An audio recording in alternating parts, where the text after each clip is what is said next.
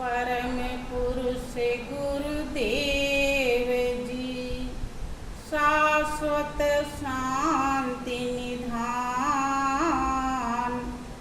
बार बार दंडवत करूं सकल सुखों की खान एकम नित्यम विमल अचलम सर्वधि साक्षी भूतम भावातीतम त्रिगुण रहितम सतगुरु त्वां नमामि।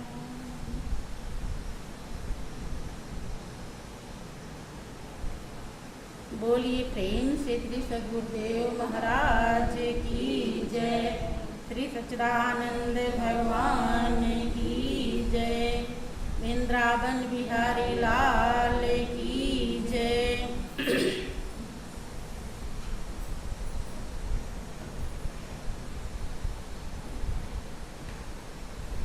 प्रिय भाइयों बहनों, महाप्रभु की असीम दया दृष्टि से हम जीवों को सत्संग का अवसर मिला हुआ है। सभी महान हस्तियों का एक ही अनुभव है कि जिसे वो मालिक जन्म जन्मांतर के दुखों से बचाना चाहता है, अर्थात उद्धार करना चाहता है, उसे ही सत्संग का अवसर प्रदान करता है। लेकिन सत्संग में हम आ भी जाते हैं, सुन भी लेते हैं, फिर भी हमारे अंदर वो सच्चाई, वो वास्तविकता घर नहीं कर पाती जो होनी चाहिए। कारण हमारे जैसे संस्कार होते हैं उसी के मुताबिक हम ग्रहण कर पाते हैं। संस्कार कैसे बनेगा, कैसे बनता है, ये सत्संग से ही मुमकिन है। लेकिन हमारे पास 3 चीजें हैं, तन, मन और धन। सभी महान पुरुषों ने यही समझाया है कि तन पवित्र सेवा किए, धन पवित्र किए दान, और मन पवित्र हरि भजन से होए त्रिविध कल्याण। तन पवित्र होता है सेवा करने से, और धन पवित्र होता है दान करने से, और मन पवित्र होता है हरि के भजन से। लेकिन ध्यान दीजिए, ये तीनों जिससे पवित्र होता है, अगर हम वो धारण नहीं करते, लागू नहीं करते, अपने हृदय में उतारते नहीं, तो जीवन हमारा जैसा आनंदित, शांतिमय और सुखमय होना चाहिए, जिसके लिए मालिक ने ये मनुष्य की जिंदगी दी, वो नहीं हो पाता है। किसी ने अपने अनुभव को व्यक्त करते हुए समझाया है कि फूल भी है सही, वृक्ष भी है सही, डालियां भी सही, पत्तियां भी सही, फिर भी आनंद के फल लग न सके, ऐसे ऋतुपत के आने से क्या फायदा। अर्थात मनुष्य की जिंदगी हमें मिली है जो 84 लाख जीवन में कि 184 यौन में मानुष देह प्रधान और बिना भजन भगवान के चली अकारथ। गुरु नानक जो सिखों के पहले गुरु हुए, महाज्ञानी कहलाए, उन्होंने अपने अनुभव को व्यक्त किया है कि 184 भ्रमदियाँ पोपे अटका आए और अब की पासा ना पड़ा तो फिर 84 जाए। अर्थात उन्होंने पूरी तरह से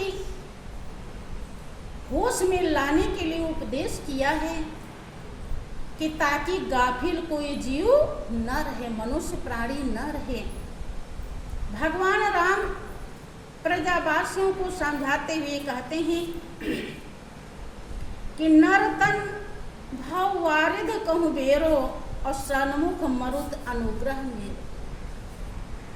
के प्रजावासी, मनुष्य का जो चोला है, जो मनुष्य की जिंदगी मिल गई, जिसके लिए देवता तरसते हैं, देवता यूं ही तो नहीं तरस रहे होंगे, इसके अंदर कोई विशेष खासियत है, विशेष अच्छाई है। और किसी जिंदगी के लिए, किसी चोले के लिए देवता नहीं तरसते। आप सुनते रहते हैं कि मनुष्य के जिंदगी के अलावा बहुत ऐसी योनियां हैं, जिंदगी है जो बलशाली है, बहुत ज़्यादा बलवान है, लेकिन कोई भी देवता और योनियों के लिए नहीं तरसते, मानो चोले के लिए तरसते हैं। और सभी योनियां, चाहे जड़ हो, चाहे चेतन हो, चर हो या चर हो, मनुष्य की जिंदगी के लिए याचना करते हैं, प्रार्थना करते हैं। तो आखिर क्यों? वो सच्चाई भगवान राम अच्छी तरह से जानते हैं, इसलिए समझाते हैं कि प्रजावासी, मनुष्य की जिंदगी आपको मिली है, ये नरतन जो है, ये जीवन उद्धार के लिए, जीवन कल्याण के लिए जहाज है, बेड़ा है, साधन है। और हमारी इसमें जो कृपा है सबसे बड़ी, जो श्वास चल रहा है, मरुत माने होता है हवा, वायु। लोग कहते हैं हवा निकल गया, अब तो कुछ नहीं। कि सन्मुख मरुत अनुग्रह मेरो, यही हमारी कृपा है। अब गौर करें, हमारी श्वास चल रही है तो हमें क्या क्या अच्छा कर्म कर लेना चाहिए, कितना होश में रहना चाहिए। और सतगुरु हमेशा चेतना देते रहते हैं, होश में लाने की रात दिन कोशिश करते रहते हैं, फोन से भी, अमृतमयी वाणी से भी, सत्संग से भी, और सत्संग भेज करके भी, कि ताकि इससे भी हम होश में आ जाए। ज़्यादा नहीं, आज वो समय नहीं है कि आप वनों में, गुफाओं में, कंदराओं में चले जाएं। आज आपको घर बैठे, घर में ही वो ब्रह्म ज्ञान मिल गया है, जिसके लिए ऋषियों मुनियों ने हड्डी गला दी है और राजाओं ने हस्ती मिटा दी। लेकिन हम उसकी परख नहीं कर पाते। किसी को कोई थोड़ी देर ध्यान कर लेता है, किसी को ध्यान का याद नहीं रहता है, कोई कभी थोड़ा बहुत दान पुण्य कर लेता है, दान पुण्य का भी याद नहीं रहता है। गुरु महाराज जी भी दुनिया में एक हमारे परिवार हैं। चलो और कुछ भी आप उनका दर्जा ना दीजिए, उन्हें गुरु महाराज न समझिए। गुरु महाराज समझेंगे तो राजा दशरथ जैसा त्याग करना पड़ेगा। भाई राजा दशरथ ने विश्वामित्र को जब गुरु समझा तो राम जो उनके प्राणों से भी प्यारे थे, उन्हें राक्षसों के झुंड में भेज दिया, समूह में भेज दिया, युद्ध करने के लिए, लड़ाई लड़ने के लिए। हैं? तो क्यों? क्योंकि गुरु महाराज जी होते हैं। उनकी पदवी भगवान से भी बड़ी बताई जाती है। जिन्हें भगवान कहा जाता है, उन्होंने ही अपने मुखारविंद से दुनिया वालों को समझाते हुए अवगत कराया है कि गुरु हमसे भी बड़े होते हैं। यहाँ तक कि जब भगवान राम लंका पे चढ़ाई करते हैं और विजय लेकर के आते हैं अयोध्या में, तो कौशल्या जी कहती हैं कि अति सुकुमार जुगल मेरे बारे और कई विद मेरे मरे रजनीचर भारे। तो भगवान राम कहते हैं कि माँ, इसमें मेरी कोई विशेषता नहीं है, मेरी कोई प्रभुता नहीं है कि गुरु वशिष्ठ कुल पूज्य हमारे और इनकी कृपा धनुज रन मारे। हे माँ, जो गुरु वशिष्ठ हैं, हमारे गुरुदेव हैं, इनकी कृपा से मैंने लड़ाई जीती है, रावण पर विजय पाया है। गौर करें, अगर हम इतना महत्व नहीं दे सकते, क्योंकि इतना महत्व देने के लिए हमें इतना बड़ा होना पड़ेगा। जितना बड़ा हो करके लोगों ने महत्व दिया, उतना बड़ा जब हम होंगे तब हम दे पाएंगे। चलो, उतना हम नहीं दे सकते, लेकिन एक परिवार तो समझ ही सकते हैं या नहीं समझ सकते? एक परिवार अवश्य समझ सकते हैं। अब हम अगर एक परिवार गुरु महाराज जी को समझ लेते हैं, देखो, ब्रह्म ज्ञान को परखने के लिए, ब्रह्म ज्ञान की कीमत को प्राप्त करने के लिए हमें अपने हृदय रूपी शीशा को साफ करना पड़ेगा, और साफ करने के लिए हमें संस्कार बदलना पड़ेगा, और संस्कार बदलने के लिए हमें कर्म करना पड़ेगा। कौन सा कर्म? अभी आपको हम थोड़ा सा महापुरुषों का अनुभव दर्शाते हैं,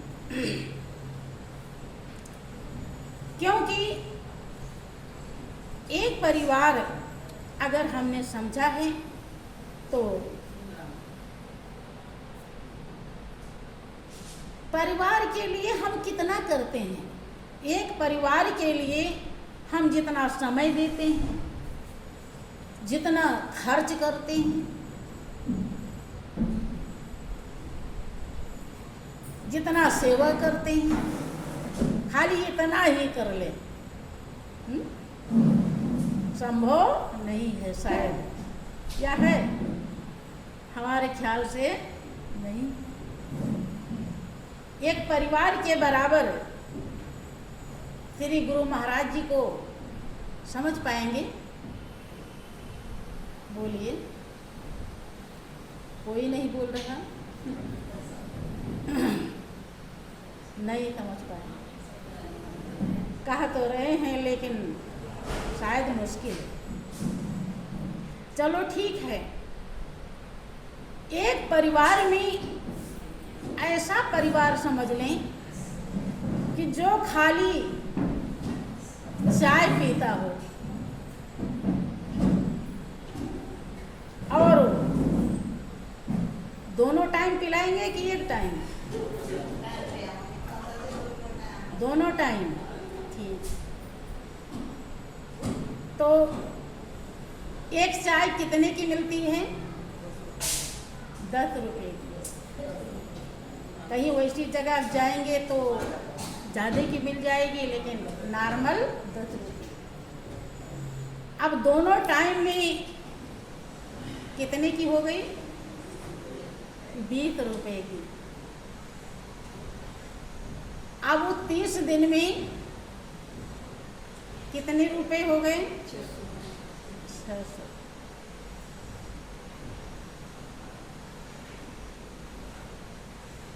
600 है कोई इसमें निकालने वाला?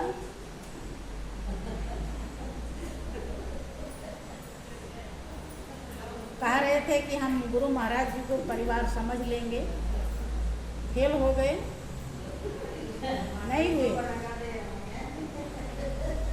एक चाय, देखो गुरु महाराज जी को गुरु नहीं समझना है, भगवान स्वरूप नहीं समझना है, केवल एक परिवार समझना है।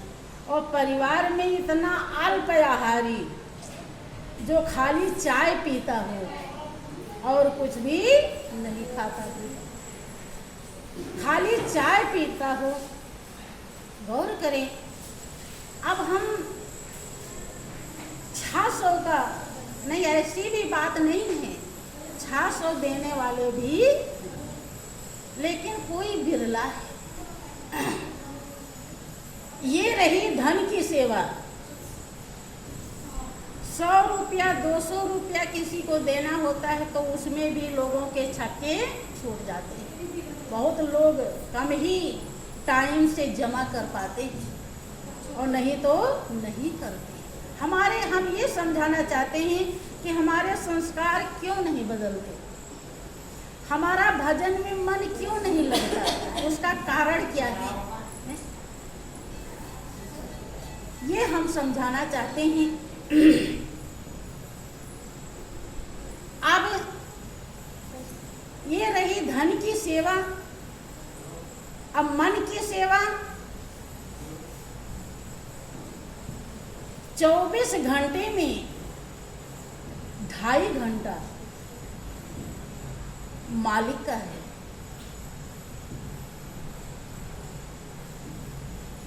अब आपने दिल से, जितने लोग यहाँ बैठे हो, ये बच्ची है जो ब्रह्मज्ञानी नहीं, और सभी ब्रह्मज्ञानी, क्या 2.5 घंटा आप ध्यान करते हैं? हाँ जी, करते हैं, तो बहुत अच्छी बात है, लेकिन झूठ मत बोलना।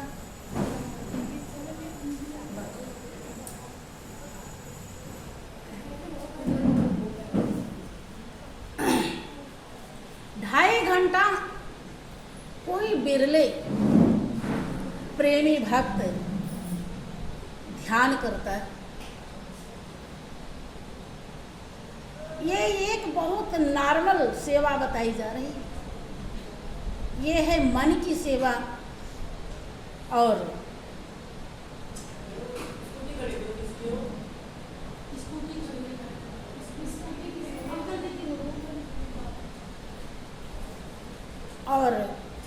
रही तन की सेवा।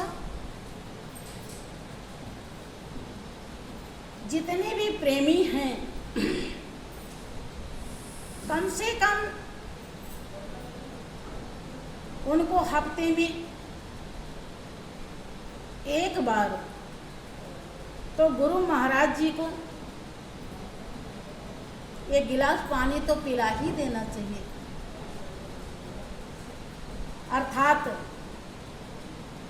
भोजन के लिए आमंत्रित कर देना चाहिए। भाई एक परिवार समझे है ना, भूल गए क्या? परिवार को रोज भोजन भी देते हैं, पानी भी देते हैं, सब चीज देते हैं। गुरु महाराज जी ऐसे परिवार हैं कि उन्हें हफ्ते में एक दिन दीजिए, लेकिन शायद ये संभव नहीं। महीने में, हफ्ते में नहीं सही, महीने में सही, तो महीने में भी सबके लिए संभव 6 महीने में, 6 महीने में हो जाएगा है? बोलिए, बोलते नहीं हैं। 6 महीने में शायद संभव हो सकता है। ये रही तन की सेवा। क्योंकि आप यहाँ आकर के झाड़ू पोंछा बर्तन नहीं करते, कोई भी दरबार की सेवा नहीं कर पाते, घर पे बुला के गुरु महाराज जी को भोजन भी नहीं करा पाते।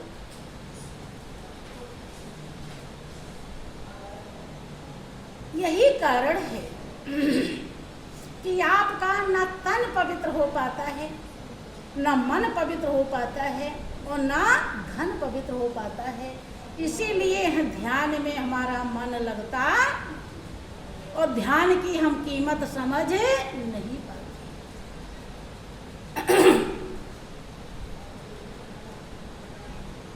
किसी भक्त ने अपने अनुभव को व्यक्त किया। राजा धर्मदास जब 12 वर्ष, इसी कलयुग की बात है, 12 वर्ष कबीर की कुटिया में सेवा करते हैं। जब उन्हें समझ में आया कि सेवा से परमात्मा रूपी मेवा मिल जाता है, तब उन्होंने स्वयं हाथ जोड़ करके कबीरदास जी से सेवा की मांग की। उन्हें समझ में आ गया कि सेवा के बिना जो शांति, चैन, आनंद देने वाला खुराक है, आत्मा को संतुष्ट करने वाला साधन है, वो कभी मिल नहीं सकता। उन्होंने सेवा की मांग करी और जब सेवा की मांग करी तो कबीर ने उन्हें सेवा प्रदान किया। ये ज्ञान के पहले की बात। जब इतना सेवा करते करते उन्हें 6 महीने बीत गए।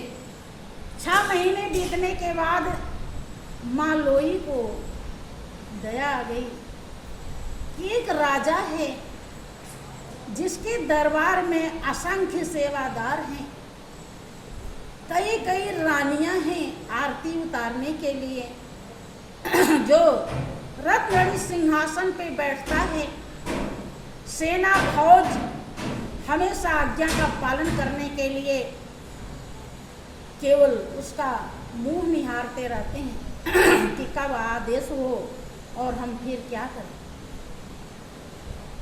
वो राजा यहाँ आकर के हस्ती मिटा चुका है, रोज झाड़ू पोछा करता है, कुटिया की पूरी सेवा करता है, फिर स्नान करके चरणों में फूल चढ़ा करके तब जाता है और गुरु महाराज जी का सब कुछ समझ करके तब वो राज्य का संचालन करता है, राज्य के सिंहासन पे बैठता है।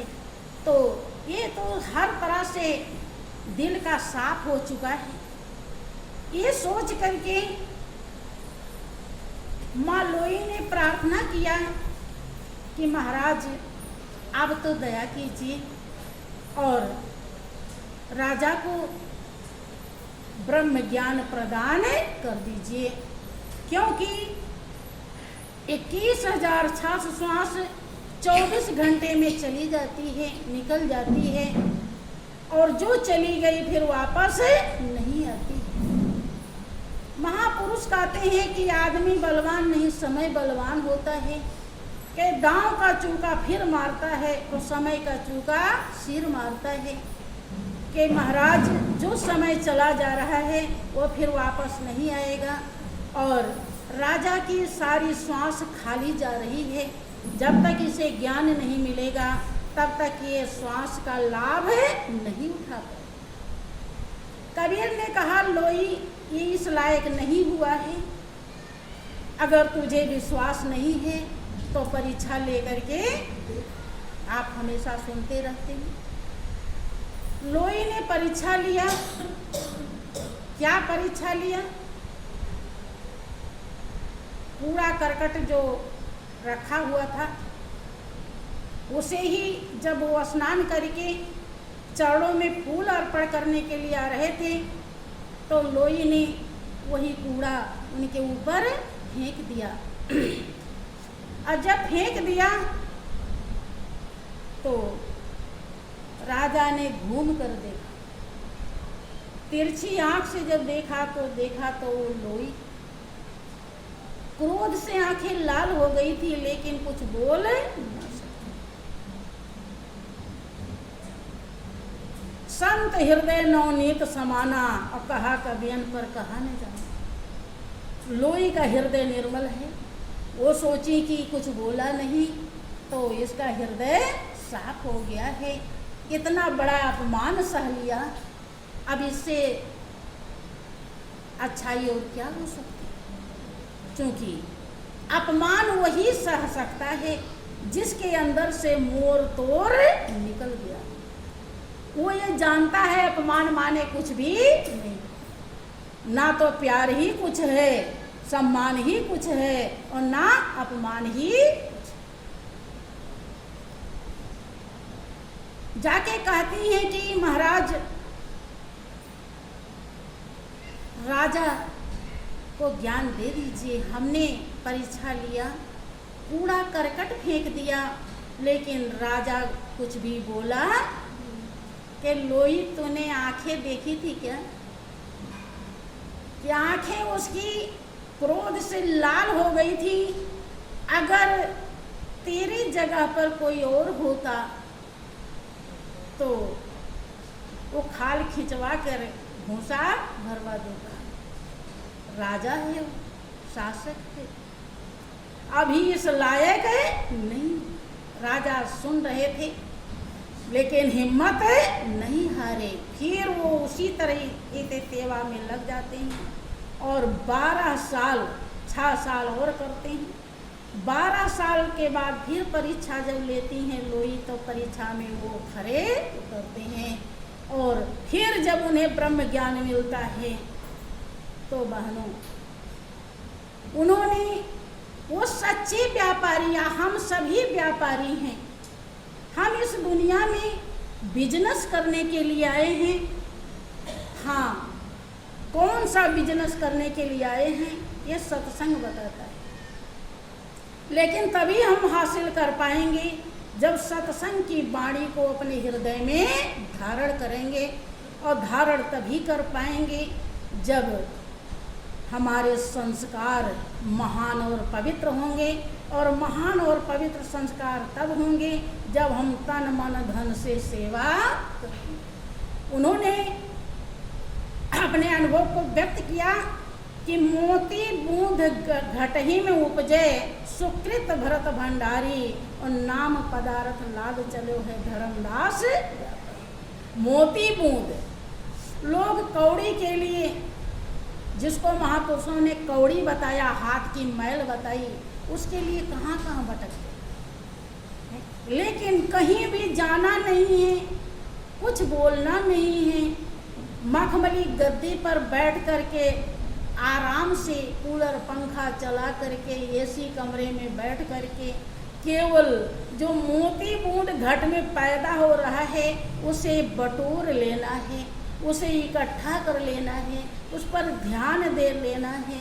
वो अनमोल खजाना है, अविनाशी खजाना है, अपना खजाना है, उसे हम नहीं कर पाते। ये हमारे बहुत बड़े दुर्भाग्य हैं। इसलिए अर्जी मेरी है, मर्जी आपकी है। बोलिए प्रेम से श्री सद्गुरुदेव महाराज की। एक दिन ऐसा होएगा को काऊ को नाई, घर की नारी कान कहे तन की नारी नाई। श्री सच्चिदानंद भगवान की जय। छोड़ कर संसार